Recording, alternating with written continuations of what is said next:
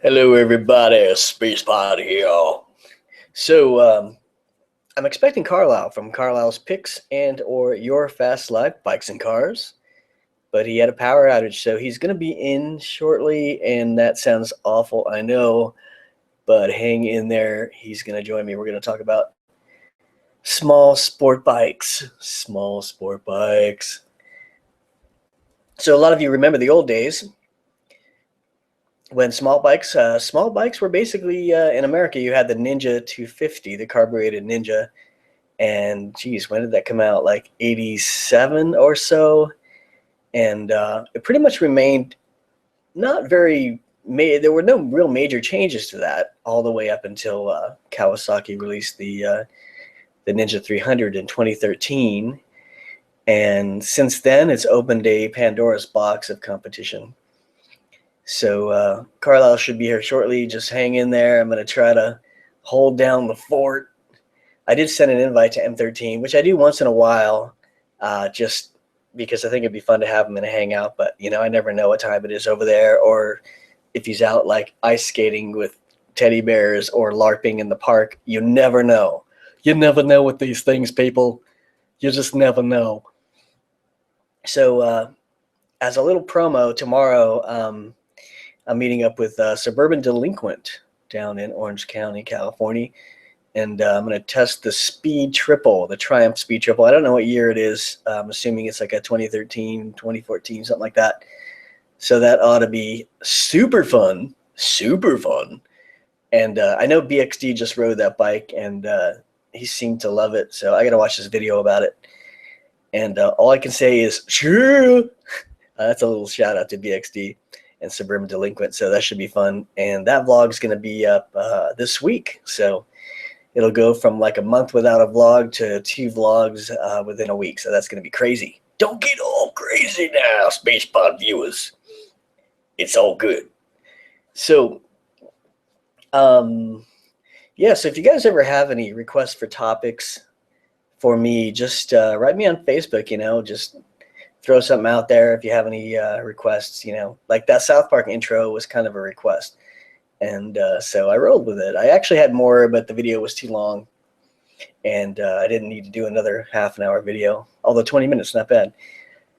So small sport bus, I can't even talk, small snork bikes, sport bikes, here we go.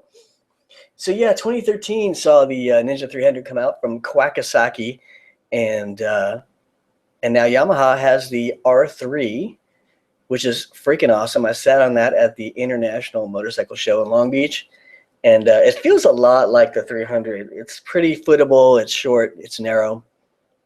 Great thing about the R3, it's got 320 cc's of raw parallel twin power, and it's got a gear indicator, which is pretty cool, and it looks to have slightly upgraded components, hopefully better head bearings. The head bearings on the 300 are pretty crap-tastic, although I like them better than the tapered bearings. And the R3 doesn't have the slipper clutch, but, it makes up for it in many other ways. And it looks okay. I think the 300 looks better. So I'm kind of waiting for Carlyle before I talk too much about those in particular. I'm kind of just going through the list of bikes. You also have the KTM RC390, which is going to be on American shores imminently, if not already. And that's a single 390cc. The fit and finish doesn't seem quite as good as the 300 or R3, but I hear it's pretty fun if you like singles, which I don't know about singles. I'll have to ride it, though. I'll give it a fair shake. You get it? Singles vibration shake. I'm here all week. Try the wings. So what other bikes do you have to choose between? As far as sport bikes go, that's all I can really think of. Oh, I guess there's the Hyosung 250, which is the size of a 600, so that seems pointless to me, but it's out there. And Hyundai is a Korean car company. When they started, they were kind of problematic and people kind of snarked at them, and now look at them. They're like another type of Honda. They're doing pretty well. I still remember the old Hyundai, which sucked, but they can definitely hold their own at this point. So yeah, Carlisle's power went out, and I've never had to hold the fort down. I guess I started early. Let's see, he should be in shortly, and he already has the link, so I expect him to just barge in anytime.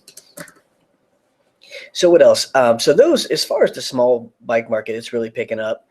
And this is actually a great time to be a new rider or a short rider, or like a lot of miles tend to be shorter.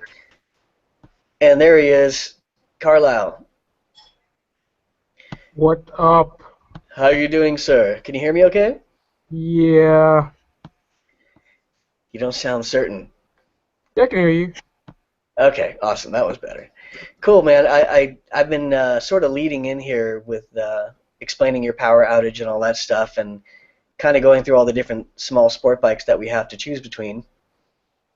And we have an embarrassment of riches now. And basically, I just listed the 300, the Ninja 300, which came out in 2013, the R3, which is coming to us, 2015 R3, and the KTM 390, which is a single-cylinder bike, and the Hyosung, I think it's a GT 250R or something like that. It's kind of a biggish bike with a small engine. Makes no sense, but whatever. See, we can editorialize because we can say what we want. I'll say what I want. I say what I want, Mr. Mickey. Okay, say what you want, boy. Reliable is the question. What's that, Carlo? I said, is it reliable is the question. Oh, the Hyosung? Yeah. I've heard terrible, bad things about it. Like every review is just worse than the next. It's like it's pretty harsh, man. That's kind of why I don't even talk about it. But it is out there. It is a 250. Although I think a 250 is pretty much too small for the street. Now here's the thing that limited us with small bikes historically, is we're not racing, right? We don't have a 250 class on the street. We don't have a 600 super sport class. We don't have a superbike leader bike class. So really, a 300 is fine, a 450, whatever they want to make it. You need a little power for the street here and there because, one, you got to keep up on fast freeways, right? Otherwise, it's just road rage central. You and your 60-mile-an-hour self in that right lane getting pressured by the Mack truck. That's no fun. So, I personally haven't had those particular issues. I mean, especially around town. The only issues I've had, like say with the 250, is if I'm on a really fast highway. Like there's some highways that people are averaging 90 miles per hour, which is unusual. But if it's a fast highway like that, then it's a little tricky because I don't have the power to get away from anybody. So if someone's tailgating me or coming up on me or whatever, it's kind of limiting. But for normal traffic conditions, people doing 65, 70, it's not really a big deal for me personally. yeah, and the 250 can do it. It's just that it struggles mightily, not necessarily for 65, 70, but California freeways averages about 75-ish to 80 in the faster lanes. So, I've owned a... What's that? I said with no traffic. Yeah, exactly. Traffic will slow us to a crawl, literally. Just to answer your question, Zephyr Storm, thank you for watching. He has a question here, mainly a technical. I've never used Google Plus live streaming. Can you actually see this? Yes, we cannot. Just kidding. Yes, we can. And the speed triple is awesome. Yes, I assume it is. I can't wait to ride it. I was just telling people, Carlisle, that I'm going to meet with Sub-D, Suburban Delinquent Tamari. Going to ride the speed triple. And just so you guys know, we were talking to Carlyle of Carlisle's Picks, Your Fast Life, and whatever other 19 channels you have that you want to promote. The STI channel. No, but Carlyle, he let me ride his Triumph Daytona, and it was awesome. That meetup, first of all, Carlisle's a cool dude. He was a lot of fun to hang out with, really easy to talk to. But the other thing is, we made passionate, sweet, no, I'm just kidding. We just had lunch, But the great thing is that Triumph single-handedly sold me on Triumph and the Daytona specifically, and I'm just like a Triumph fanboy now. At least you admit it. And you know what, guys? We're going to have a trifecta. So you saw me ride the Daytona, you saw me ride the Street Triple, and someone out there saying, "Badly, shut up, Snarker, shut up, trolls," and then the Speed Triple, which I'll ride conservatively, just kidding, tomorrow. Mainly, I just don't want to crash. That's kind of bad form to crash someone else's bike. So what is your favorite small bike right now? Well, right now, the Ninja 300 is my favorite. It is the one I have, but I also like how it looks. I like that it has a slipper clutch, the only small bike that I know of that has a slipper clutch. And by the way, there's the CBR 300, which I did forget until right now. The R3, though, is going to be a close second. I think it's going to be a contender for the lightweight sport bike title, which I'll call the Oh, lightweight yeah. sport bike instead of, small sport bikes. And the R3 has 320 cc's of pure parallel twin power, and it has a pretty nice gauge setup with a gear indicator, which is kind of unheard of for a small bike. And it looks to me like it has slightly upgraded suspension components. It comes with much better tires than the 300 had. Although the 300, they've upgraded their tires to Dunlop instead of the Chinese IRC bias plies. So that is a step in the right direction. Thank you, Quacky. So the R3 comes with, oh my gosh, some kind of Michelin or Dunlop. I'll have to check it, but they're not. They're pretty good tires. You think So there's anyone that really stands out in the small bike segment in terms of, I mean, my instincts suggest to me that it's kind of like with the action camera market. People see the money, they see the dollar signs. So, it's like, oh, let's go get into the small bike market now. Can't have Kawasaki having all the fun. So, I don't know yeah, how serious these exactly. bikes are. You don't know what? How serious these bikes are in terms of, like as a buyer. So obviously some people are going to be listening in that are potential buyers looking for small bikes. Is there any real serious decision making to be taken, or is it really pretty much pick the prettiest bike, and go Yeah. for it? I mean, Well, it is serious because you are committing a certain amount of money, usually around 5 to 6,000, depending on where you're at.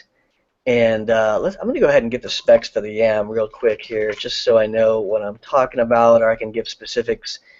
But it is serious because it's a commitment, and you don't want to have buyer's remorse. You want to make sure you buy, the best bike you can for your money, and you don't want to buy it and find out you have a dog. And here's the thing, guys and girls, you cannot go wrong with the R3 or the Ninja 300. I own the Ninja 300. I know it's awesome, especially for a little bike, but even not for a little bike, just a great bike. And we know Yamaha is going to bring the heat. They're going to bring the pain. I'm going to bring the pain. look at the price. I'm just saying in terms of, does it really make a difference, or is it really just a matter of picking the prettiest bike? I mean, Yeah, so it the makes a 300 versus difference. the R3. I mean, is it really gonna matter? Is anyone coming? Yeah. Is anyone coming to the game with something serious as opposed to I just want to put out a small bike? Like, okay, we built a 300, cc bike or something close to it. Okay, go buy it. Is anyone coming with anything special? Like, oh, our engine that we have has a lot more torque than the 300, or is there any real competition? I guess is what I'm getting at. Yeah, so here's the thing. We know that for a long time, Kawasaki didn't really have to do much to sell their small bike, the Ninja 250, which is carbureted well past carburation had basically given up the ghost, right? They're still bringing out this carbureted bike, and everything else is fuel injected. But what's happening now is you see the sort of the crucible of competition sharpening these bikes back and forth. So Cowie probably upgraded the tires because they know the R3 is coming with better tires. So they're preempting that release with better tires, and steel's going to start sharpen steel here. And as far as features and does it really matter? Yeah, in so much as it matters to you what you're riding and the features you're getting and the bang for the buck and the look of the bike and the support, the dealer network. Both Kawasaki and Yamaha are on par, I think, just because there's a lot of support and there's going to be aftermarket support. Ninja, of course, the Ninja 300 has gotten the jump on the aftermarket, but the Yamaha is going to be very well supported. So let's talk about the retail price here. 2015 YZF R3 for $4,999, $5,000 basically. You'll pay a little bit more than that out the door. And let's see, 321 cc's. Awesome, not bad. 6-speed, that's pretty normal for a bike.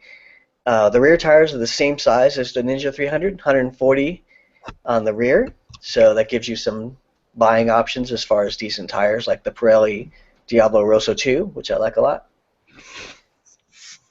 And seat height is, I sat on it and I had that in one of my videos. It's pretty good just from a a butt dyno perspective or just a feel perspective, it feels pretty low and narrow.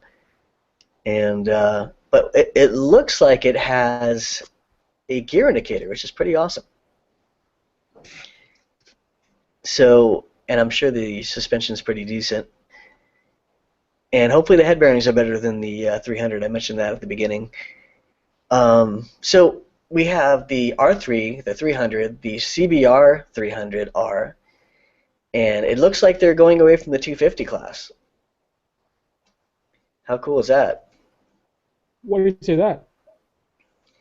Because, well, on the street, you just have no need to limit yourself to a 250. I think the only real limitation for a manufacturer is the world market and the, what's it called, the Lamb's laws that are in different countries, which limit people by, CCs for the first bike. So I think they're trying to stay within that requirement and yet give us as much as they can in a small bike, the most bang for the buck, literally.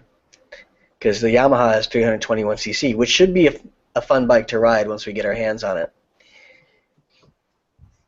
So, besides my bike, have you ridden any other small bikes? Um, Basically, all I've written is ninjas, really, when you think about it.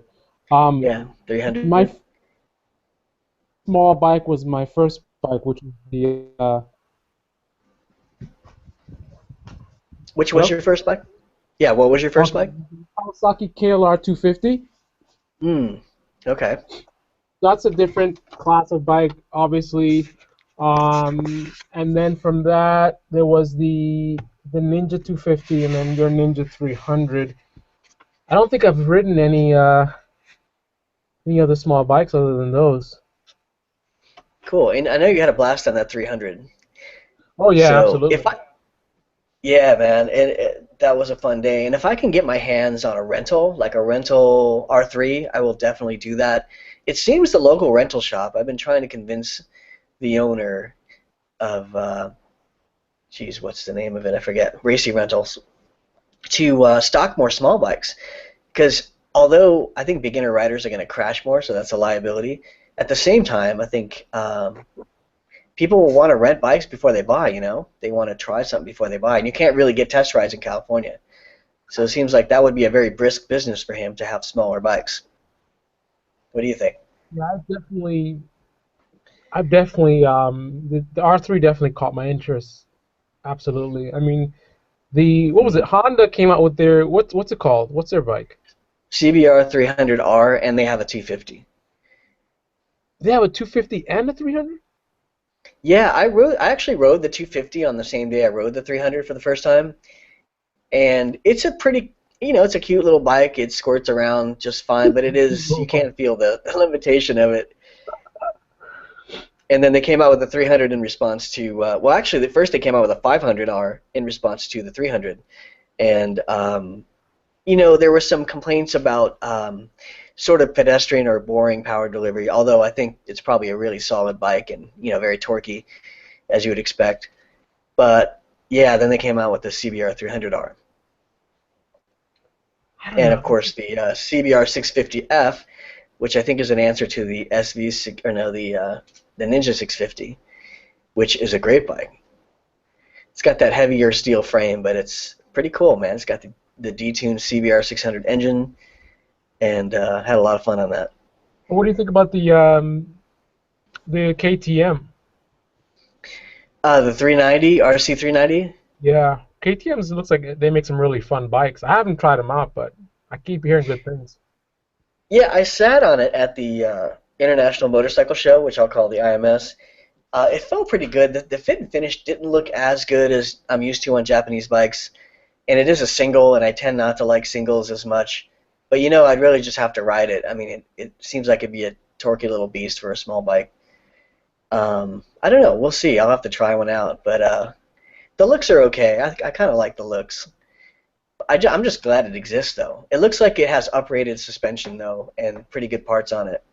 Looks like it had upside-down forks, from what I recall, which is kind of cool for a small bike. So we'll see. I'm sure at some point there's going to be a massive smackdown with the magazines, you know, like Sport Rider, comparing all the little bikes once they're all out. Yeah, I personally, the only KTM that I like in terms of visually is the RC8.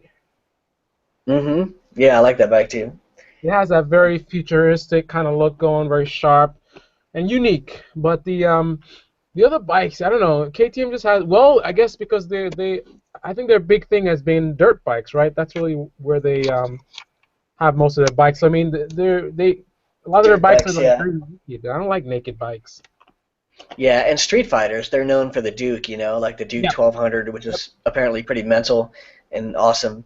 Of course, I gotta ride their that dirt thing. bike. Yeah, I'd probably be too short for that thing, even though I tend to ride almost any bike I can get my foot on or my foot down with. Let's see, we got a question here. Guns and Games asks, "What are your thoughts on a steel? Wait, what are your thoughts on legalized bikes like a WR450F? Say I'm buying a new WR450F next week.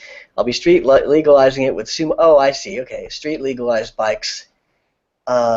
If you can do it, I mean, if it's legal and I'm guessing that's an enduro bike, the WR450F.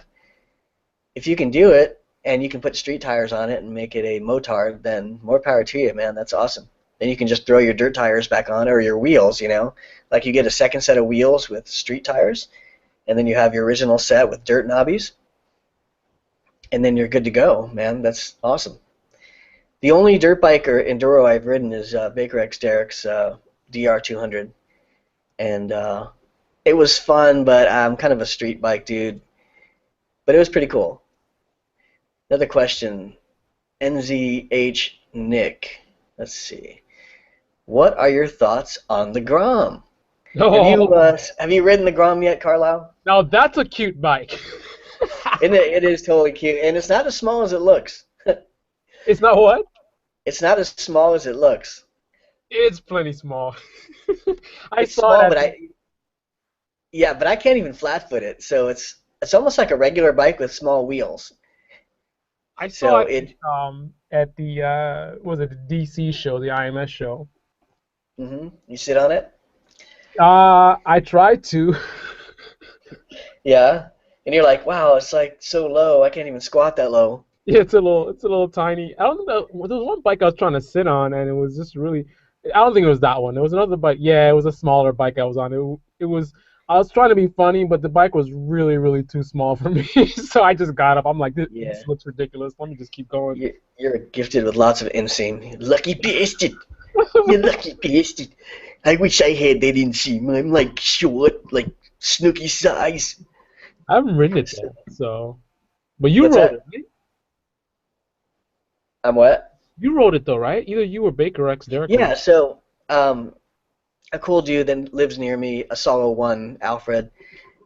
He let me ride his Grom. He rode my 300, although he already had his own Ninja, so you know it's no big surprise. Although mine's a little bit more modded.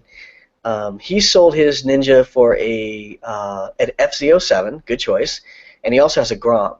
So the Grom is cool. It's a little slow, you know. I kind of like a faster bike. It is a 125. It's not meant to be a barn burner, and you know it's pretty awesome for tight roads like Spunky Canyon. So if you're near roads like that, it's pretty cool. Or like any kind of tight technical road, which would be murder on like a Gixxer 1000. You get on a Grom and it's like suddenly really fun. Um, and you also have to be willing to push it a little bit to really enjoy it. And I tend not to ride like that, so I tend not to get the most out of it. Maybe if I owned it for a while, it'd be easier. So I tend to like to get used to a bike and get comfortable with it. So, although tomorrow it'll be fun riding the Speed Triple. I hear that thing's going to be pretty mental. Well, what do you think about a supercharged Ninja 300? Oh my gosh. Okay, so there's some things happening in that regard. So there is a dude. Now I think it'd be awesome, by the way. There's a guy in Australia who is making a special top end for the Ninja 300, and he asked me to test it out, and I was hesitant just because he's out in Australia, whatever. And so I pinged a couple Australian vloggers who might want to test it out, and both are definitely game. Riding with Tom and A Rider's Life. So basically, this guy's making a Ninja which is going to put out gobs of power. and he's already machining everything and getting it all ready, and he's got patents and whatever he's doing. So that's going to be pretty cool as far as the small bike goes. And if Riding with Tom or A Rider's Life Ride It, one or both, whoever's closer and available, that could be pretty cool. It won't be supercharged. It'll just have like a rotary valve induction type of thing that he's working on. It's very unusual. But supercharging would be great too because it's always on. Well, I can pretty much tell you that you can be expecting. I can't say for a fact supercharged, but obviously that's a high possibility. And who knows, maybe even an electric. But Kawasaki's definitely working on something right now. I mean, they have patents for it, and they have registered names already. So Oh, yeah. The old patent search is a good way to find out secrets like that. yeah, they're coming out with some crazy stuff. I'm just curious what they would do because um, like I know people talking about like the ZX10, that's a true race bike because people keep thinking of the H2 as a race bike, which it's not. But if they put a supercharger on a bike like a ZX10, I don't know how that would work. I mean, I don't that Yeah, I don't know. it's weird. I'm sure it's a bolt-on thing, and they could probably sell that like a motorcycle-specific supercharger for some kind of reasonable price, and then you just take it to your mechanic and say, make it work. I think the And your small mechanic's like, is more likely. Like doing it on like a 600 yeah, supercharge or a 300 right. supercharge, I think would make more sense because that package alone, that's like whoa. When you put it in a ZX10, I'm just kind of like I don't not that I don't like it. It's a great idea, but I'm just like you got the H2. Seems a little like conflict of interest to me. Yeah, it's almost like, putting a spoiler on a rocket. Like, what's the point? Do you really need a supercharger on the H2? Well, maybe the H2 is a rocket because of the supercharger, and granted, Kawasaki wanted to do something novel and new, and Kawasaki is ballsy, man. That's such a great company because they are fearless. I mean, the Ninja 200 or 250, that was out when people were basically ignoring that market, and Kawasaki held the fort, man. They just had that little Kawasaki out there, and the new riders were passing it around like it was a family heirloom. And Kawasaki also, their first engine was a triple, which is pretty cool. So I think it'd be nice if they came out with a triple motorcycle, kind of like Yamaha has. And the H2, of course, with the supercharging is pretty awesome. So Kawasaki's proven themselves to be a really courageous company, and I love that about them. Kawasaki Heavy Industries. Of It's just wild. course, It's almost like, and this is probably pretty accurate in some ways. It's almost like imagine if I gave you a blank check and I said, dude, I want you to make the coolest bike ever. You know what I mean? And a blank check. Like normally I give you yeah. a budget and you'd be like, oh, okay, I gotta stay within the budget and there's certain rules and blah blah blah. But if I give you a blank check and just like, really? I mean, I could just get anything? I mean, there's no limits? Like that's the age Yeah. you are. Screw the Yeah, I mean, gentleman's rules and appropriateness for classes, for racing, and screw all of that stuff. I just want the fastest, most powerful, craziest bike ever. That's it. Just build it. yeah, I mean, and Kawasaki's kind of done that. If I were to do that for the lightweight sport bike, I mean, I've talked about this before a little bit. Obviously, I think the first manufacturer who has the nutsack to make, or sorry, the cojones, or the, let's see, what else? What's a gender-neutral term for, okay, how about courage? The courage to make a small triple is going to be doing great because what happens with small bikes is people hear the bikes that they adore, the Ducatis, which are generally twins, V-twins, or the like a 600RR inline four, 600 double O. So they hear these bikes which sound mean and crazy and vicious, and then they get on the little parallel twin. It's like, bop, bop, bop, bop, bop, bop, bop, bop, and it's just kind of not really as inspiring as it could be. And if they made a bike that sounded like the bigger bikes and performed a little bit more like the bigger bikes, but was smaller and lightweight and flickable, it would be a really awesome sort of melange of both classes. So I think someone's got to make a small triple, about 400cc or so, thereabouts, and put some decent parts on it, and price it like about 8-9K, And a lot of people make the argument, which I think is specious, that well, if you're going to pay for that, why wouldn't you just buy an inline four, so a super sport? But the thing is, if you can buy a Fiat 500 Abarth, why wouldn't you just buy a bigger car? Because you don't want a bigger car. You like small cars, but you want something that's flickable and quick and looks good and all that stuff. So that's why. Go ahead. I'd definitely be interested in smaller bikes, supercharged or whatever, because I do like small bikes. They're very flickable. They're very fun, especially places like the Snake. A small bike is where it's at, because you get on there like a ZX10 or whatever, and unless you're like some real pro rider, man, I mean those corners. I know you don't like the Snake for that reason. It's just super tough. Yeah.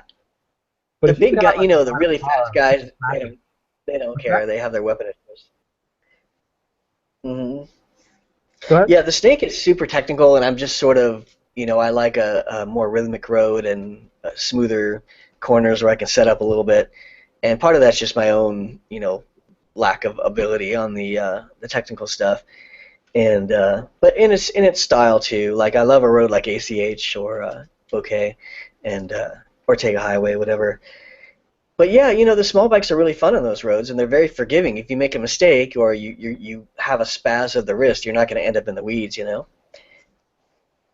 My thing is, I like to feel like I'm the boss. You know what I mean? Like when you get on a smaller bike, you can feel like you're the boss, because when you look at the weight of the bike compared to how much weight you can throw around, if you know what I mean, it's kind of like, okay, we're a match. Now when you get on a bigger bike, like a 1000cc bike, it just feels like, like, let's say you go into a turn and you kind of losing control or whatever. With a Ninja 250 or a Ninja 300, I feel like, no problem. I put my leg down or whatever, I'm good to go. But those bigger bikes are like, man, you better not mess up, because there's no way you can handle this weight if it gets out of control. I mean, an extreme example is the Hayabusa. It's much more nimble than people realize. I mean, I wouldn't say it's a super nimble bike, but you can move it around. But still, that weight is intimidating, because I feel like, when I shouldn't say I feel like, it's a reality. I mean, if I lose control of that thing, I mean, that's a lot of weight, man. I'm not that strong, man. So yeah, you feel the weight on the bigger bikes at certain points, Like if at slow speed, if you don't have your perfect balance going on, then you'll feel it more. The weight starts to disappear as you're on the gas and you're in control, but you definitely feel those bikes when they're slowing down, when you're moving them around in the parking garage or the lot or outside, whatever. If you lack upper body strength for any reason, then it might be an issue. So yeah, small bikes are very comfortable and alluring and cute and friendly and all the things we love about the small bikes. But there's no reason they have to be slow. So that's why I'm thinking lightweight, not slow, fill in that gap between the super sport and the like the 300-ish class. Because back in the old days, you had the 250s and you had the super sports. There was a giant chasm where there was nothing because of all the race classes, right? So it's nice that manufacturers are starting to ignore that and just make their own classes. Sort of like the Ninja 650, that bike, which is a parallel twin. And then you have the Ninja 450 now, which is a little smaller sibling of the 650, and it fills an even finer gradient between the 650 and something like the 300. Did you have an SV650? I did, yeah. That was my second bike. Everybody had that bike. Listen, so I know, it's a great bike. One of my subscribers was asking for this call. He wanted to talk about, or wanted us to talk about that bike. So as far as a beginner bike, so I'll start that off, and then I want to hear your feedback. Sure. First, number one, short answer, I don't recommend it as a first bike. However, if you're the crazy type that would even consider buying like a race bike or something like that, then get the SV650. You know what I mean? Like if you're gonna get a bike that's really too powerful for someone who's starting out, then get the SV650, because that's a bike where it's a V-twin, so a lot of the power is down low. So you don't have that crazy amount of power up high that's going to really, it's a lot more reasonable than those race bikes, because the power up high is just ridiculous on those race bikes. So if that's for that person, yeah. Everybody else don't get it, because that torquiness can be a problem.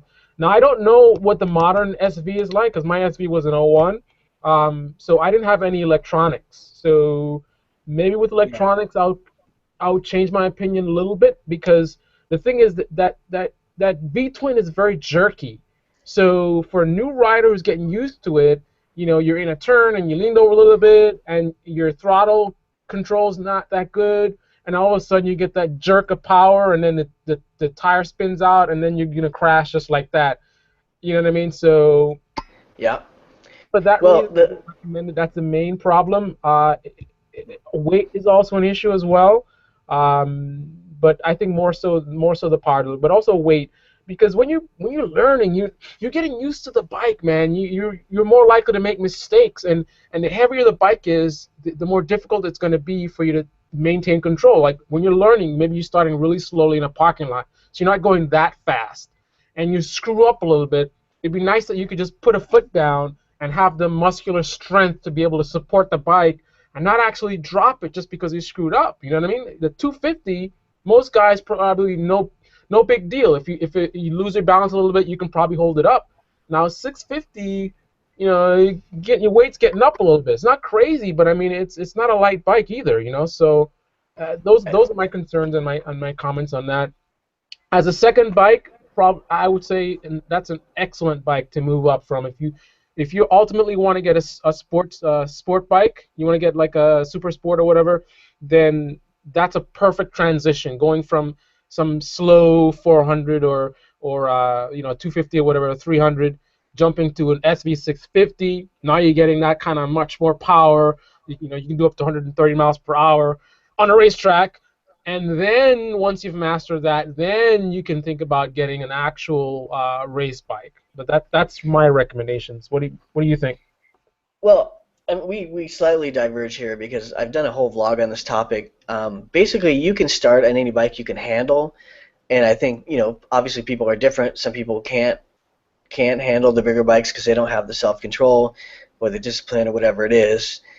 In the same way that maybe some people can't have a big dog because they don't have the patience and time, and some people can. So the SV is, you can start on the SV. I did ride the SV before I bought my used Ninja 250, and I did okay, but I didn't go ham on the throttle. Now the thing is, the SV, as you mentioned, is torquey. It's a V-twin. Some people call it half a Busa, 650, 1300. And the thing is, it will be a challenge because of the nature of that V-twin. It's pretty torquey down low. So you have to be very careful with that throttle. The SV is such a great bike, though, because the price was amazing. It was like the FZ07 of its time, right? The price was amazing. It was pretty battle-hardened, pretty reliable. I mean, people were racing them. Club racers loved that bike. It was almost like a Ducati, but on a budget, like a budget monster Ducati without any of the downsides of it being budget. It looked pretty good. You had the S model and the Naked, and they discontinued that in 2012. So they did replace it with the Gladius, and then there's some other new thing which is supposed to be like an SV, but there's just no replacing the SV. Although I wish Suzuki would just update it and export it again. And I think they probably will, because they have to know the popularity of that bike, and they're probably just seeing what happens, and then maybe they're planning an update, so we'll see. But, we got a question. Hypothermic asks us, what's your thoughts on having ABS as your first or second bike? Is it a must-have? No, it is not a must-have. I've never had ABS on a bike, just so you know. I don't think you need ABS, although we're getting to the point where asking for non-ABS will be like asking for non-fuel injected. It'll just be everywhere. What do you think, Carlyle? I think we're definitely headed in that direction for sure. It's gonna get, it sucks, but I think we're gonna be heading down the same road that the cars are headed down. We're a little bit behind, which is a good thing. We're still very raw, like for example the transmissions and stuff like that. But I think with time you're gonna get more and more electronics is going to become standard, and then you got the electric bikes coming out, and so enjoy it while you can, guys. You see what Yeah. happens with the cars. It's only a matter of time with bikes, man. Yeah, and I have a feeling that manufacturers will probably let you disable ABS, assuming they don't perfect it so well that no one would ever dream of disabling it. So I think ABS is going to continue to get better. It's going to, like, the Ninja 300 didn't ship with ABS on all bikes. It only had, like, there was like an ABS version and then non-ABS, and now the ABS is starting to reach more of the small bikes that they offer initially for 2015. And I think it's just going to be pretty ubiquitous. New word, ubiquitous. Um, and as far as electric bikes, man, those are pretty cool. And you've ridden one, right? The Bramo, is it, or the Zero? Well, the Bramo and the Zero S. Wow. What do you think about those compared to a conventional bike? How did you like the electric? And what do you think of the lack of noise? Oh, I love the bikes, man. Well, more so the Zero than the Bramo. Bramo, it's weird. You know, I guess everyone has their own opinion, but people would think, hey, I'm gonna miss the gears and stuff, and people know me. I'm a hardcore guy with manual transmissions and all that kind of stuff, so I'll be the last guy to be getting rid of gears. But like I say, don't knock it till you try it. And when I actually tried it, I actually loved the Zero S. And then when I went on the Bramo that tried to put a transmission on it, it was just like it was in the way. I'm just like, why is there a transmission on this? It's an electric Yeah. bike. It was clunky. Yeah. So I think those are growing pains, though. I will make that one side note or whatever. It's very possible that it was just a poorly implemented transmission, because I can't say that I wouldn't have enjoyed it if the transmission actually was nice, but it wasn't. It was clunky. And it's like, why am I bothering with this thing? It was pointless. I just wanted to get into all that torque, that instant torque that's all available. I don't want to be like, and here's the next thing. It's electric, right? When you're driving a normal, piston engine bike, you can hear the engine, right? So you hear the That's engine, true. when it changes gears. This bike, there's no noise. So a lot of times I would be in the gear too long, which is fine. The way it's designed, that's not an issue. Like, for example, with a piston engine bike, you're redlining or, stuff like that. That's not an issue. You don't have to change gears, but you're going to be limited in terms of the amount of power available to you. So you'll want to change gears, but then it's hard to make the decision because I can't hear anything. So that was a pain in the butt. But the Zero S, I don't want to say Z. The Zero S was great, man. I it took a little getting used to without the gears and the clutch, but that's just getting used to. It wasn't that I was missing it. It's just the muscle memory was looking for something that wasn't there. But I actually did not miss it at all. I mean, that instant torque makes up for a lot. Which, by the way, I know you're into cars as well. You saw, I don't know if you saw about the new Koenigsegg Riera. No, I haven't seen any details on that. So that's a hybrid. It's a hybrid car. It's electric. It's like almost 700 horsepower electric, and then it's got 1100 horsepower coming out of a piston engine combined into one car. But the thing about that is it doesn't have a transmission. And so the designer was saying, hey man, people are gonna say, oh, they're gonna miss the gears, they're gonna miss changing gears and stuff. Well, no, he was saying people are gonna think that they're gonna miss the gears, but he's like, look, man, you're not gonna miss the gears, man, because this thing has massive amounts of power, massive amounts of torque. When you hit that pedal, this thing is gonna just bolt like a rocket. So you're not gonna be worried about that. There's no gears, and I understand what he means by that, because I mean, if I had this much fun with a bike that had power similar to maybe not a race 600, but just a normal 600 bike, like I guess like a Ninja 650, maybe a little bit, somewhere around there. Can you imagine something with a 700 horsepower? I mean, that's just insane. But the only real limit right now, I think, is just battery life. Yeah, battery life. And then reliability. I mean, it's a new product, and I did hear some guy was complaining about he had some issues with his Zero, and that was not shocking to me. Any new product, man, I don't care what it is. If it's a new product, I'm gonna go in with a little bit of I don't say suspiciousness, but I'm gonna be a little bit concerned about reliability because they got to work out the kinks, man. Yeah, it's a whole new technology applied to motorcycles. So it's very, very new. And here's the thing, that gear thing on an electric bike, all that is interim technology to sort of make people feel comfortable. You know, it's sort of like rabbit ears on your cable box. Like you don't need the Yeah, yeah. rabbit ears, but there they are, and like, oh, I got my rabbit ears, or things that people sort of cling to but don't need, and they just have to get used to that new paradigm. And eventually they'll be like, what? Why would you put gears on an electric bike? That's crazy. So they're going to refine that more, and people will just get used to it, just like they get used to an automatic car versus conventional manual. I would say, And and the lack of sound. You know what? It's I don't know what would happen after, let's say I bought a bike and I had it for a while, because there's a newness factor, right? I don't know, after the newness wears off, I don't know how that would be. But I know from the time that I was on it, I was having so much fun that, to be concerned about that there's no sound and all this kind of trivial stuff, I didn't have time to worry about that. I was too busy smiling and just, going through the turns and just having a blast and just enjoying the whole experience, that torque. So I wasn't really yep, worried about sound and all this kind of stuff. I know some people, they talk about sound in terms of safety, but you know, like I always tell people, my philosophy with safety on a motorcycle is, you ride invisible. So I don't rely on being heard or being yeah, seen. Now, I do accept that part of my strategy is also I try to put as much things in my favor. So what if, even though I'm riding, as if I'm invisible and as if no one hears me, what if I actually miss something? Because I'm the one taking control. That's my whole philosophy. Like, I take control. I don't rely on you seeing me.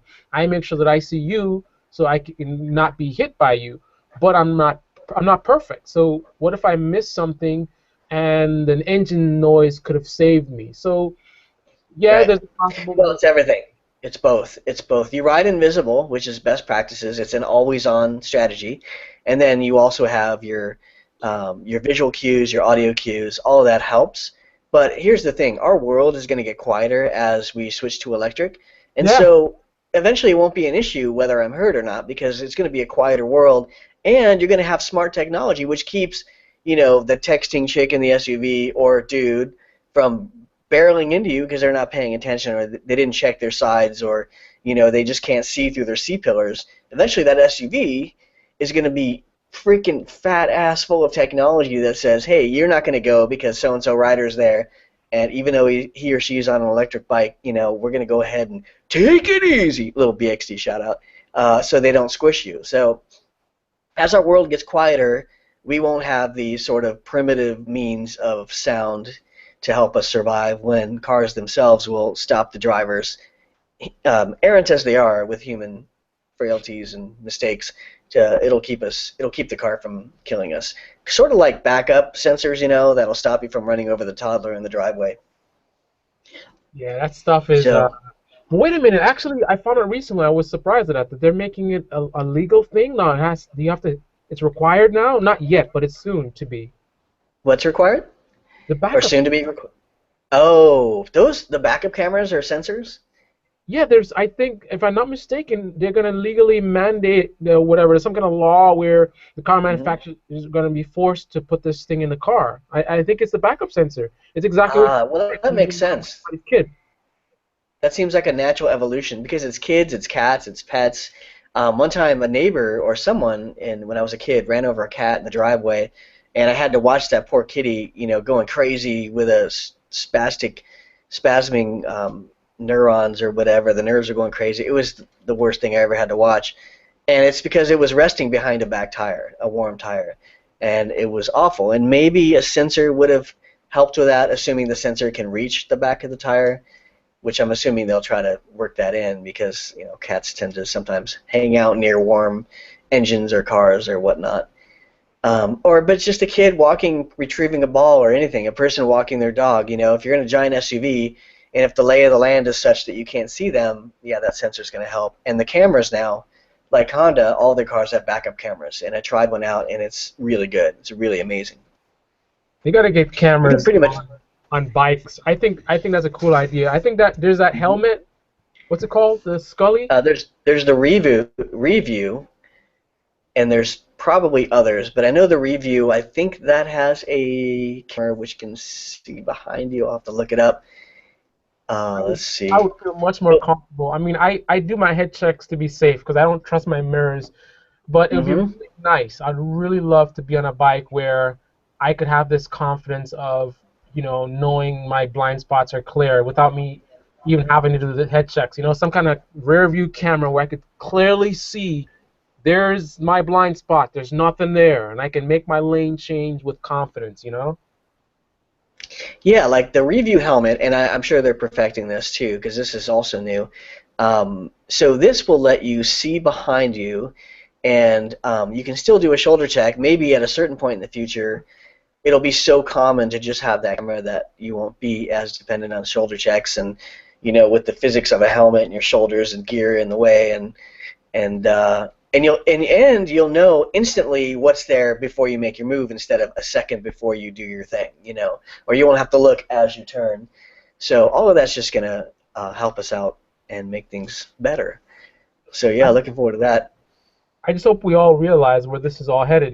It's funny how I notice a lot of things in life, or certain things in life, they transition gradually over time, and a lot of people kind of have this tunnel vision, so they don't see the big picture and they don't see where things are headed. And it's like, I mean, basically we're headed to. It's funny. We already see a lot of stuff from the sci-fi movies. We're living that reality now for a lot of different things. And the next sci-fi reality that I see that's coming is getting drivers out of driving. Oh yeah, totally coming. And in fact, the Google car kind of proves this, right? The Google car is automated and it drives around the world, taking pictures of streets and whatnot. And Wait, what? that the Google Map car, Yeah, thing's automated, drives by itself. I thought. Well, I guess it used to be people driving it, right? I don't know. All I know is it's automated. Let me check it out. I'm gonna verify this just in case anyone's screaming at me, going, "That's not true, Space Bud." No, as far as I know, it's completely Right, man. it's completely automated. Let me see here.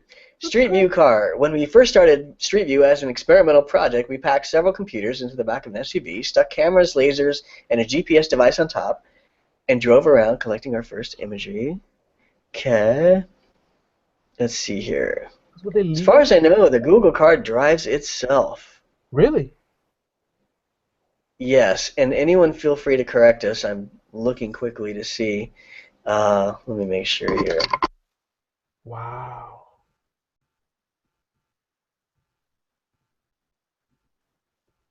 Well, I know the Tesla. Google driverless car here. It's a Wikipedia page. The Google self-driving car is a project by Google that involves developing technology for autonomous cars, mainly electric cars. Hmm. Well, it's something we can look into, but as far as I know, they have at least one street map that is automated. Well, the Tesla cars on the street today are already capable of that functionality. I don't think it's activated because Hmm. it's all digital now, right?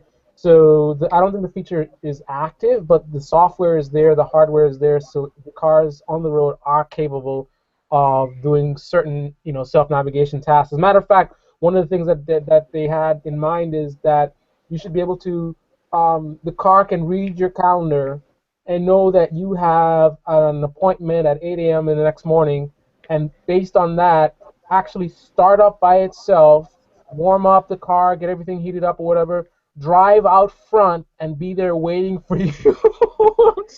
That's awesome. Can I call it Cat or Kit?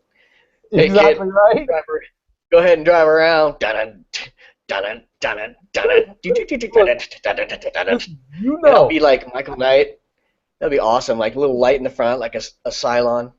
you know. So yeah, dude, that is coming. You know why? Because driver aids are already in vehicles, and they're already saying, "Hey, don't make that lane change, idiot," because there's a person there.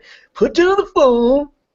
Put down the phone. Put down the makeup. Put down the book. Put down the taco, and take it easy. Listen, So yeah, that's coming, man. That is totally coming, and I think there'll be probably different modes, But yeah, you'll be able to get in your car and drive to work without even having to do anything, and you'll just read a book or do your papers or eat lunch or breakfast or whatever it is, and on your way to work, and maybe traffic will move faster because instead of retards, I mean slow people and people who slow people down and people who can't drive very well, the traffic will move faster because it's all predictable and it's all controlled like a big This, like a an organism, a single this is a organism. future potential conversation. Um, so Space Pod, man.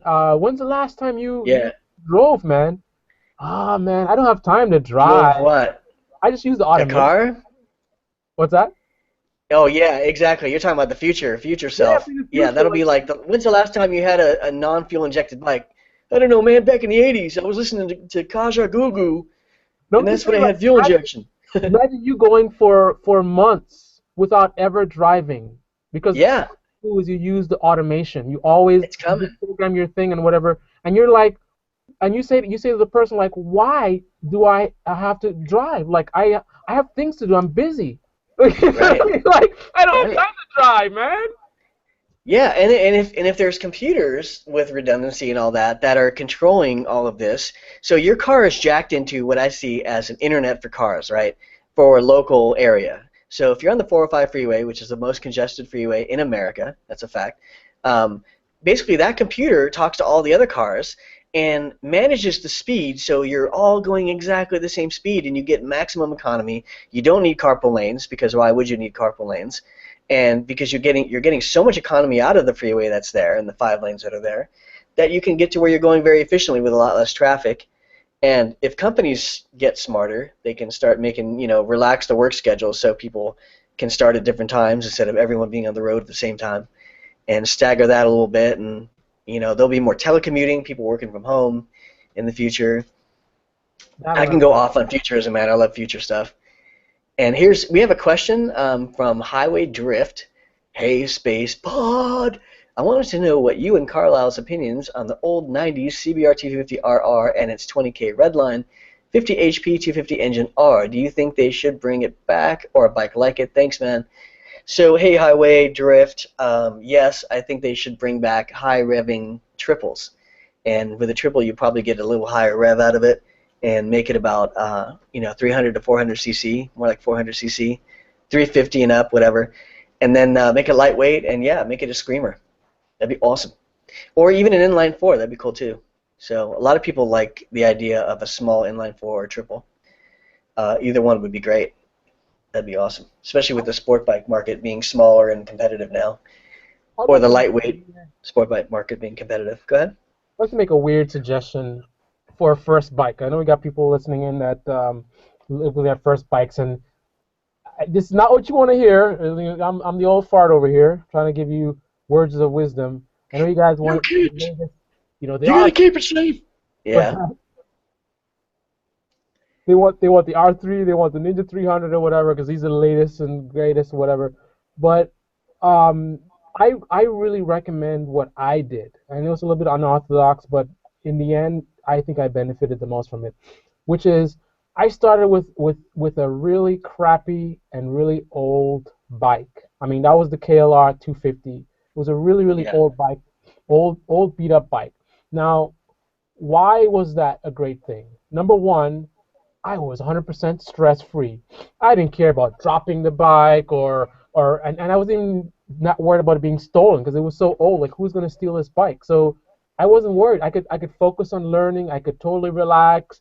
I remember I used to ride it to work, and the suspension was so high that it didn't really sit on the stand that much, the Hmm. kickstand. So there's a couple of times in windy days it would blow over, and I would just come to the bike, I'll lift it up, start it up, and go home. I didn't care. Wow. Now, Yeah.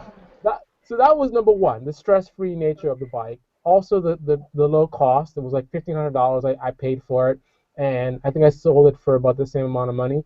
Um, Yeah. and then the other thing about it, which I think is a particular thing that was really great, unorthodox, but was really cool and helped me out, is the fact that it was old. It needed a lot of maintenance. Like there were things that would go bad. I had an electrical issue. I had a fuel leak, and you're like, why would you want a bike that's falling apart? That's nuts. Well, Because I was new to motorcycles. It was my first motorcycle. And when you're new to motorcycles, it's a whole learning process, and you're kind of going to school and being educated. So guess what? While my bike was falling apart, I was learning more than just how to ride motorcycles, but I was learning about the bike and how it works and how it functions. And I learned about carburetors and, well, you know, the old carbureted bike, but I learned how to fix my own bike.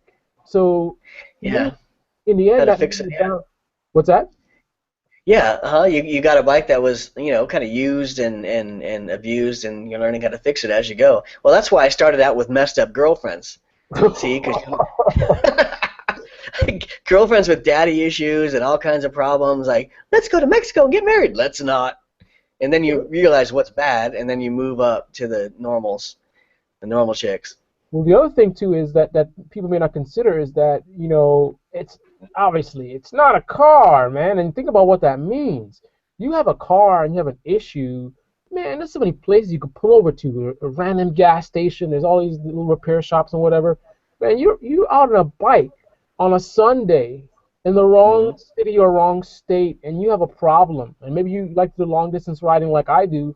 You're far out somewhere, and you have a problem, you might be screwed, man. There might be no motorcycle shops open on that day, or none True. close enough to you. And if you don't know crap, you can't even figure out anything at all. You're just totally helpless. All you know how to do is twist the throttle. Then what are you gonna do? You got this bike that doesn't work. You can't do anything to it. There's no place to go, and you're kind of stranded. You know what I mean? I've had issues Yep. come up on the road, and I've done roadside repair. I one time did I went to Home Depot and built myself a what was it? The clutch? I think that the no, it was a shifter. The peg for the shifter broke, and I went to Home Depot and I got like what's that, like that cement stuff? Oh, I know what you're talking about, like that quick setting putty stuff. Some kind of putty. That's crazy, man. You're like MacGyver, Carl. Cover the epoxy, and I put it together. And See, I now, put it, not but in some the people end, won't like doing that. what was that? You did it, but like some people are not gonna want to mess with a bike that needs a lot of work, you know? Well, that's the thing, and those are the kind of people that if they get stranded, they're just going to be screwed. But as opposed to me, you Exactly. know, when things happen, I know how to help myself. I'm not dependent on a shop, and that's extreme scenarios. Forget about the extreme scenarios. Just in general, Right. um, I can do my own maintenance. I haven't been to a mechanic in I don't know how long. You know, I do all the stuff myself. You do a lot of stuff yourself. Yeah, except the only thing I don't do are things that are would be inefficient for me to do, in my opinion, like changing a tire. Although, it's probably easy if you have the equipment. I don't have the equipment, and I could use a tire iron, but I just go to my mechanic, and he does a good job and does it quickly, and has the pneumatic machine, like, whoosh, you know, he just slaps that new tire on, and it's really quick. He Tires suck. balances it. Yeah, that's Yeah. the one. I mean, to do tires yourself, I mean, it sounds like a simple thing, but it's not a bicycle, man. It's Yeah. not. Yeah, exactly. So, but I do my own oil changes. I do almost everything I can possibly do. I don't do head bearing stuff yet. What's the toughest To thing me, you've that's a done? little freaky. Sorry? Toughest thing you've done? The toughest thing I've done. Well, it was really scary taking off my front wheel, although now it doesn't seem like a big deal, but that was weird. But there's nothing to it really. You just take it off, put it on. But torque values. Once you understand torque values, taking off a wheel isn't a big deal because hey, it runs because you can get it on with the right torque value. The scariest thing I think was taking off the rear wheel and then getting the chain slack right and then getting it all set and making sure all the torque was set correctly. Because then when you're riding it again, you didn't just have a really good mechanic work on it, you did it yourself, and that's good and bad. Bad in the sense that if you did anything wrong, your life's on the line, your bike's on the line. But at the same time, if you're a conscientious person and you're thorough, kind of like I tend to be when I work on my bike, then you know you did it right once you do it right. But that first time I got back on the bike, it was scary because I'm like, what? Did I do it right? And yeah, I did. How about you? What's the scariest bike repair or maintenance you've done? It's strange you mentioned about. I don't know if it's the front or the rear.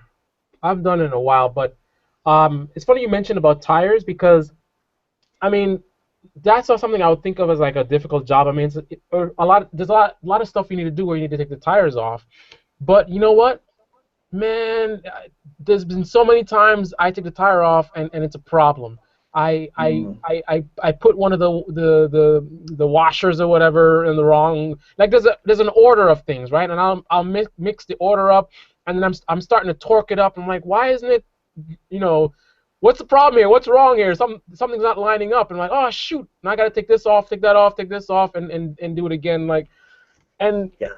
and do it by yourself, because you got to support the bike, and it's so, to be honest, that is actually one of the more frustrating things, although you wouldn't think it would be. But I would say the most, not difficult job, but the like the deepest getting into the bike type of thing that I've done. I would say the probably the clutch plates. Oh Uh, yeah, that would be tricky. well, it wasn't tricky. It's just that it's I mean, you're draining the fluids, and you're kind of getting into the engine, not quite, but I mean it's transmission obviously. But I mean, um, that's the deepest into the bike that I've been. I mean, as opposed to my old bike where I did the actually, there you go, the doing a carb rebuild. That's Mm. that actually probably qualifies as the most difficult that I've done, because there's a lot of small parts. It's kind of almost like Hmm. reminiscent of working on a watch. Not that I've worked on watches, but I know watches have a lot of little small parts and springs. Right. So Right.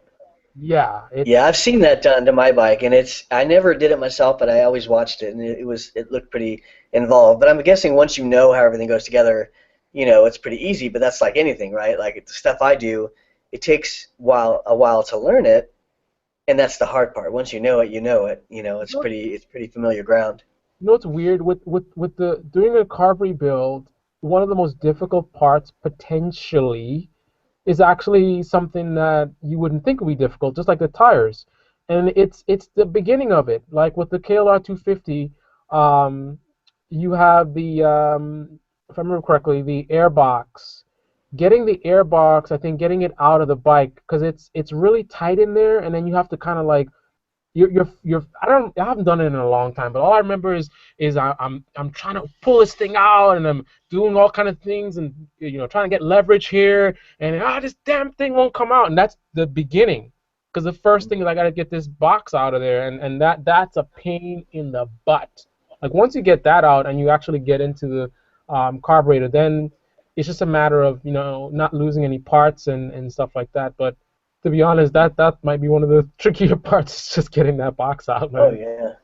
And I replaced the fairings on my Gixxer, and just getting to all the screws on a set of fairings, like everything, that can be tricky, especially that center nose fairing because the screws are all hidden and you're wondering why it's not coming out, and that took some time. I mean, in retrospect it wasn't too bad, but when doing it for the first time was scary as hell because The first, until you do it, you don't really know what you're in for. the first time I did the Ninja 636, that was, yeah, I broke a bunch of clips. I broke a bunch of clips. Yeah. It's like you're trying to get it So out. you just got to dive in. It's a pain though, You because just got to dive in, take pictures before you do stuff so you know what it looks like or should look like. the thing about it's really bad is that not only can you break the clips, but you can also break the whatever you call the parts that the clips are attached to. So I mean, now you're causing serious issues. So now when you're trying to put the fairings back on, the part that you would be attaching to is not there. Right. So that Right. kind of really sucks. Yeah, you got to be really, really careful with that stuff, and they're expensive. So if you mess up, and if you're getting them from China, now you got to wait like 2 or 3 weeks to get a replacement part, assuming you can't get it locally. Another question, Brosif TV. Friends have told me to start on a 600cc because I'll get tired of a 300cc. Is this a smart thing, or should I just start on a 300 and later upgrade to a 600? Well, here's my suggestion: is even though I think anyone can start on a lot of people can start on a 600. I think the smarter option is to start on the 300 because one, you have a 300 now to start on. You can purchase an R3 or a Ninja 300, and those are both amazing bikes. If you're not spoiled by 600cc power, you're going to love the 300. It's going to feel great. It's going to feel fast. It's going to be faster than your skill can handle for probably at least a year or so. And even then, there's really fast, experienced guys and girls who love that bike and do great and shred canyons with it and put other bikes to shame. So start with the 300, save yourself some money, cheaper insurance. If you're under 25, definitely go with the 300. Otherwise, you're paying bank and insurance. And yeah, there you go. Start 300, move up later if you need to, and take your time. And here's the other thing: is when you want to sell it, it'll sell because that's a great learner bike. What do you think, Carlyle? Well, I actually, the only reason that I upgraded from my KLR 250 was because that was actually when I was living in New York. So I was riding that all year, and I was going to work on it, and it's a carbureted bike that had it was a kickstart. Mm-hmm. So that was a pain in the butt trying to get to work because it wouldn't start. And there's many times I'll be out there sweating. It's like 32 degrees, and I'm sweating my butt off trying to get this bike started. So my point is, even after I'd gotten really, really comfortable, I was on the highway, I was good to go, I had lots of miles on it, I was still having a blast. I only got the SV650 because of the electric start thing. I needed a new bike that had electric start, and I knew I wanted to get a sport bike eventually. So I went and I got the SV650. But again, I was still having a blast on it. And even after getting the SV650, I still rode the KLR, and I also still ride the Ninja 250. So this whole thing about you getting tired of it, I'm not going to say that's not true, but it depends on what kind of rider you are. A lot of riders are, to me, social riders. And if you're a social rider, you're going to get tired of it really quickly. And what that means is, if you're a social rider, you're going to be really caught up into your friends and all this kind of stuff, and they're going to be on faster bikes, and they're going to be making fun of you, and you're going to be like, oh, and then pressure, you're going to want to get a bike to keep up with them, and that's how that works. But if you're doing your own thing, you're all about the bike, then you don't care about that nonsense, and you're gonna have fun on the bike, especially if you're actually getting into it. You're not just Mm-hmm. getting on a bike. Like you're taking classes, you're reading books, you're working on your different skills, and so there's so much to learn. You know what I mean? That could take you quite a long time. So you know what I mean? But if you're not that Yeah. serious about it, you're just like whatever, and you just want to be cool, then yeah, you'll get bored really quickly.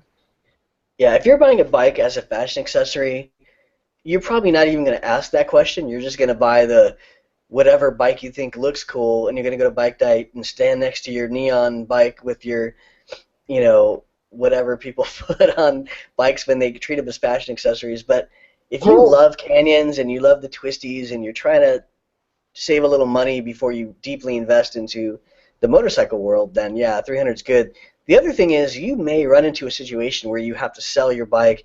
You may have a wife or girlfriend who encourages you to sell, which I think you should always put the kibosh on that because you're two adults. If another adult tries to veto you, well, there's two of you. You're two houses divided, and it's your money, and basically you got to call their bluff and say, no, I'm keeping the bike. Come home with the bike, and then see what she does. And she leaves you because of a bike. Well, you're probably going to be miserable with her anyway. So a little aside there, but yeah, start small, and if you love motorcycling and you want to move up, then you can move up, and you're going to be uh, sticking around a while in this scene, so you can invest more. Otherwise, it's good to start small.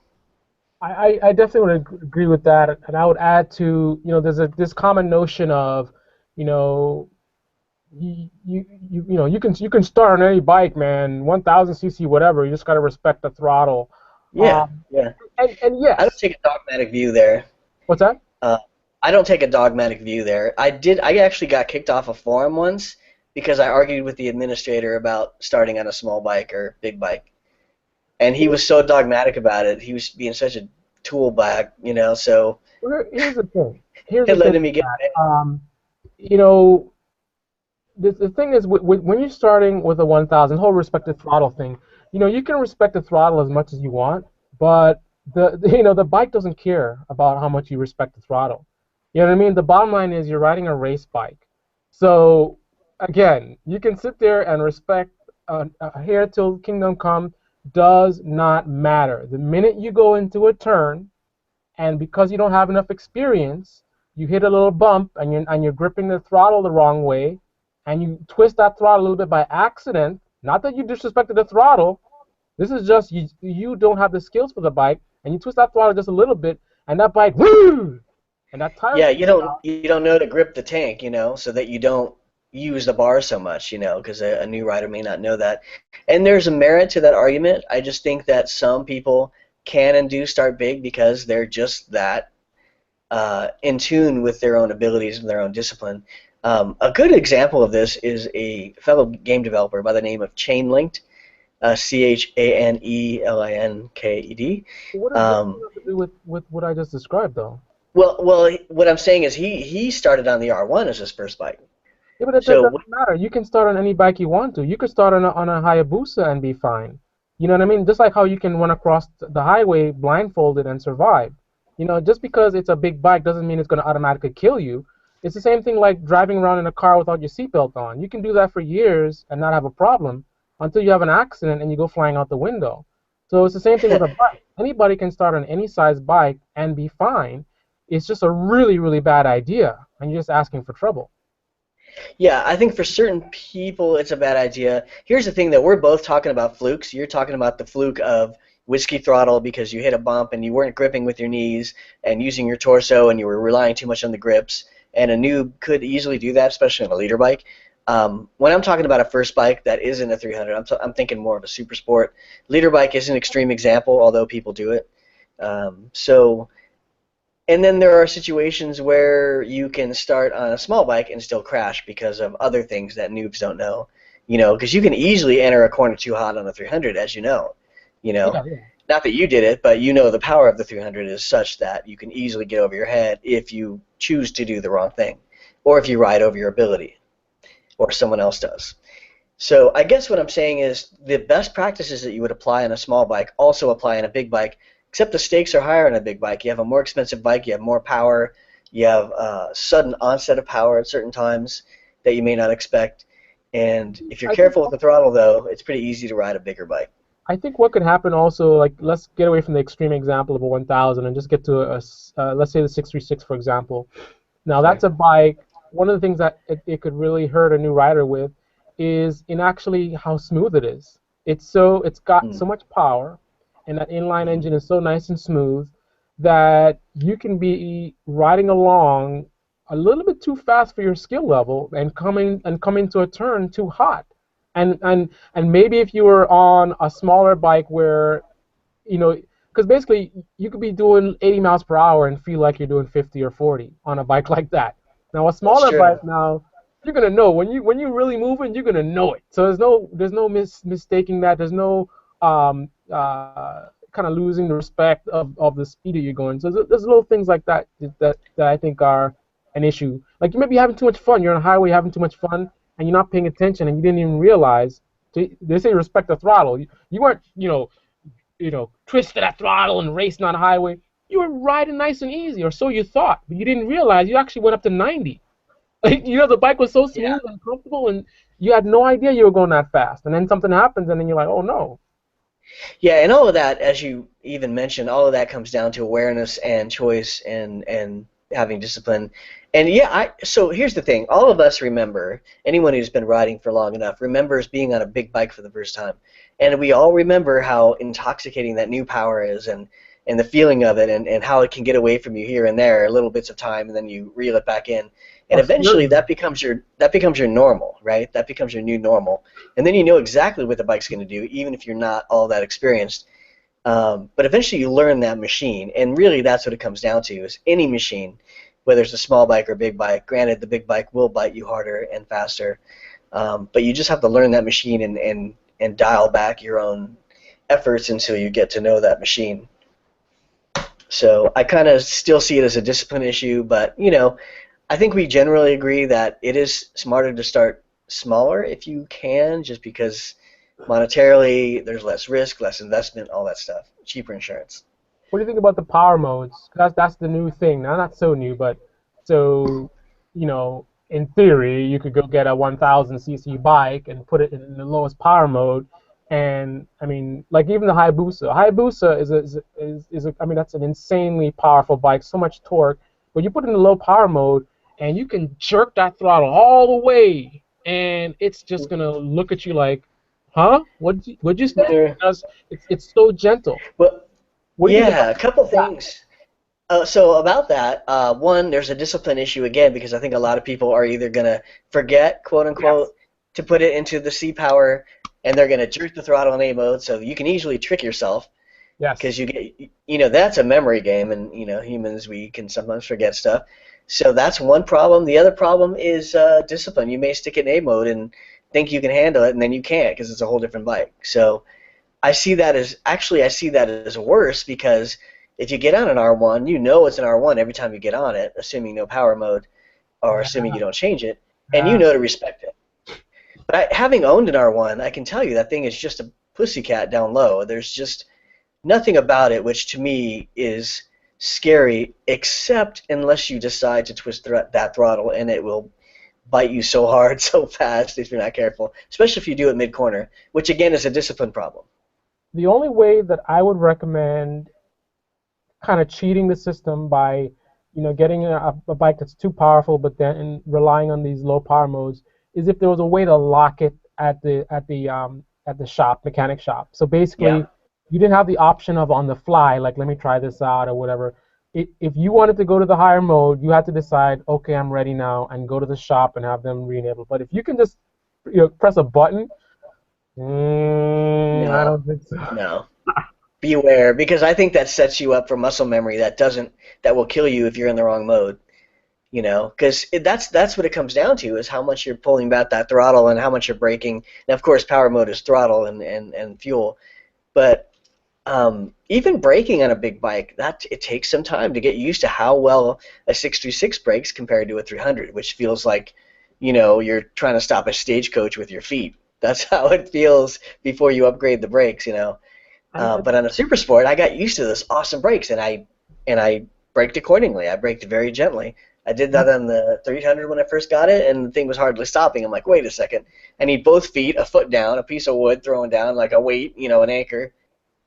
that's another thing So, that kills that whole like respect the throttle kind of mentality. Now, this is obviously not the throttle, but I guess you could say respect the brakes. See, the yep, problem that the happens with bike. that is, you could go and oh, I'm gonna take my time. I'm gonna be responsible, and I'm gonna learn the brakes and all this kind of stuff. You could learn and then plan to do whatever you want, but day three and you're on that super sport bike and somebody cuts you off and you got to do emergency braking and you've got these really, really powerful brakes and you Yeah, crank down those things, it's not going to be pretty, man. yeah, and if you have a sudden bout of instinct, right? Like the whole like Keith Code automatic riding, right? Where you have Yep. $10, and as things become more automatic, you have more of that $10 worth of attention to spend on other stuff. And of course, any new machine, if you're not used to it and you're suddenly faced with an emergency situation, you might react in a way that's bad, just like I did on gravel at ACH. Because my lizard brain was like, stop! And of course, that railing was coming at me, and I tried to straighten out, and I kind of pointed the wrong direction, and I did slow down enough where it was just a drop instead of a crash, but still, if you're on a bike that's unfamiliar, it's easier to make a mistake when you're suddenly faced with an emergency, and that of course can happen on a brand new 300 that you just started riding. So really, that's why people take time to learn their bikes before they get too hairy into traffic or crazy roads. And the same holds true on a bike that you do know, but on a brand new road, right? So if I'm on Ortega Highway and I don't know it very well, and I go balls out on those turns, and I don't realize that there's like a decreasing radius hairpin coming up, I could easily get caught out, even on a bike I know well. So again, that comes down to discipline. All right, I think we should wrap things up. Is there a final like some suggestions you want to make in terms of what new riders should be looking for when they're looking for these bikes? Like when they're examining these bikes and they're trying out different brands, what are the kind of things they should check out and see what they like about them? Well, if you're buying new, obviously there's best practices. Figure out what the dealer price is, and you can work up from there. a lot of times, shop around. You can usually get people to commit to a price on the phone if you're a serious buyer, and just figure out who has the best price and who's close to you and where you want to, what city you want to support with your money, and buy your bike that way, and that'll be great. If you're buying used, obviously check it out, make sure it hasn't been dropped or crashed. If it has been dropped or crashed, check for damage, see what kind of damage it has, if anything, besides cosmetic. Bring someone with you who knows better for the used bikes. Test ride it if you can, although they might want to hold your money. And that's about it. You can't go wrong. I mean, we have an embarrassment of riches now. We have the CBR 300R, we have the Ninja 300, the R3, the KTM 390, the Hyosung GT 250R, which sucks. So don't buy that. But everything else, you kind of can't go wrong, and let's hope for more. What do you think, Carlyle? I would say definitely one of the things I'd want to look at is things like the clutch lever. How much effort. I mean, I would hope that most of them are easy to squeeze, but that's definitely something I want to look at as a new rider. Yep. Also, obviously, sit on the bikes and see how the ergonomics work for you in terms of your height, how long your arms are, whatever. Can you flat foot the bike? I mean, do you feel confident, putting your feet down and uprighting the bike and stuff like that? I would say also look for features like a fuel gauge. And I don't Mm-hmm. know how many bikes have that now, if that's standard or not, but that's 300 definitely has one. something. Is it Yeah. standard now? Well, the 300, it is pretty standard now. The 300 has one. I'm sure the R3 has one. Well, definitely at least make sure because I think as a new rider, because the thing is you're used to cars. If you're coming from cars and with these huge tanks and you can drive around for what's 300, 400 miles, and no problem. These bikes have like what 2.5, 3 gallon, 3.5 gallon tanks. Um, 4 gallons usually. Four and a half. Yeah, so it's not that much fuel, and then also, well, what am I saying? I mean, the bottom line is that every car has a fuel gauge, but you have bikes that don't have fuel gauge, so that alone is a problem. Like now with a car, you just have to keep an eye on your fuel gauge, but if you have a bike without it, then you have to keep looking inside the tank and remember, and it's like bottom line is you don't want to end up out somewhere and you run out of gas, so. Oh yeah, yeah. These days, most bikes have fuel gauges, and then the SV didn't. But what I would do is I would set the odometer to 0 when I filled it up, and I knew at about 150 miles I had to fill up again. And of course, the SV had a fuel light, which was basically reserve tank. So modern bikes, pretty much all are going to have fuel gauges, even the little bikes. And I'm fairly certain the R3 does. I know the 300 does. Um, I think gear and of position course, select. and one note about flat footing is for short riders. I am going to do another short rider video for 2015. You do not need to flat foot a bike. If you can get 1 foot solid on the ground, your left foot MSF style, you are good to go. Just so you know. I was saying gear position selector is convenient for a new rider as well. Oh yeah, yeah, Because I and the know R3 has that. when I was starting out, I know the whole idea of like knowing what gear I'm in. Like there's many times I just wouldn't be sure. Because it's too much stuff I'm trying to pay attention to and learn that I would lose like what gear I'm in, and that you need to know what gear you're in, so It does what to help. do next. So yeah. Um, Yeah, so I'm looking at the R3. It definitely has a fuel indicator, and it definitely has a gear indicator. So that's awesome. Go Yamaha. I think And I can't wait to see what people do with the little R3 as it comes out. And I plan to ride one pretty soon, or as soon as I can. I can't think So, any last words there, Carlisle? I can't think of anything else, but the only thing is if you're like me and you want to do your own work, so you want to learn about the bike itself, not just how to ride it, then with bikes you have these naked bikes which are awesome, like the SV650, which again I didn't recommend as a first bike, but just as an example. Um, these are bikes that you can just literally reach down and grab the oil filter with your hand and just start twisting. Like no, you don't have to take any fairings off. It's like right there. There's a lot Yeah. of basic maintenance that you can do without taking off any fairings. So consider that if you want to do your own work, whether you want to be dealing with fairings, which like we already talked about that. These things it can be frustrating. You can break the pins. Um, I definitely feel working on a car is more um, sensible. But when you're working on a bike with fairings and stuff, it kind of gets a little silly because again, with these pins, these so delicate, and you know, that's just something that generally happens on cars. Things are more robust. You know what I mean? Like I'm not gonna, Yeah. try to take my oil filter off and then I'm gonna end up like breaking some pins or whatever. I mean, that's kind of a bike thing. So just keep that in mind if you're gonna be doing your own work. That's a good point. Naked bike, if you're learning how to work on a bike, and if you're going to be dropping a bike as a new rider, definitely consider a naked. And if you're going to consider a naked and you're on maybe I think there's a naked small bike like the Suzuki GS 250, is it, or something like that. Um, and there's going to be naked versions of these small bikes too. So I think, isn't there like a 300F that's knocking about? But either way, if you crash a bike and you crash fairings, it's expensive. So Yeah. naked bikes are great for that if you happen to go down. And just on the subject of naked bikes, the FZ07 parallel twin is freaking awesome. Really good, great looking, good price, and pulls like a freaking rocket.